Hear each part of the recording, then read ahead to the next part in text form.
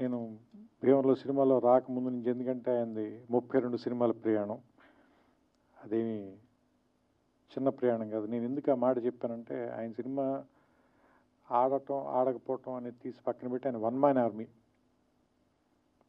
ఆయన దాంట్లో రాజు ఆయనే, సైన్యాధిపతి ఆయనే, సైనికుడు ఆయనే, అన్నీ ఆయనే. సో ఒక్క మనిషి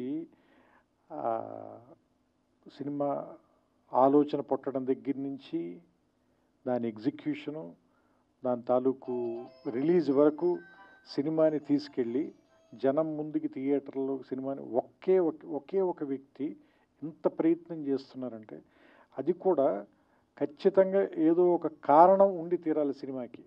దానికి ఖచ్చితంగా ఏదో ఒక ప్రయోజనం ఉండి తీరాలి. ఒక మాట మనం ఖచ్చితంగా మాట్లాడాలి, ఆ మాట వినపడాలి. అంటే నొక్కబడే గొంతుల గురించి మాట్లాడడానికి ఒక గొంతు ఉంది, ఆ గొంతు అందరికీ వినపడాలి. అది మనకు నచ్చచ్చు, నచ్చకపోవచ్చు, దాంతో మనం ఏకీభవించవచ్చు, ఏకీభవించకపోవచ్చు. కానీ వాళ్ళు మాట్లాడాల్సిన అవసరం ఉంది, అది మనం వినాల్సిన అవసరం కూడా ఉంది. లేకపోతే ఏం జరుగుతుందంటే, ప్రపంచంలో ఏకపక్ష ధోరణి అనేది రావటం మూలంగా రాబోయే జనరేషన్స్ చాలా సంకుచితంగా తయారైపోతారు. సో అందుకని విభిన్నమైనటువంటి గొంతులు, విభిన్నమైన అభిప్రాయాలు, వీటిల్లోనే బ్యూటీ ఉంది. సో అలాంటి ఒక పార్శ్వం, అలాంటి ఒక అందం ఆర్ నారాయణమూర్తి గారి సొంతం.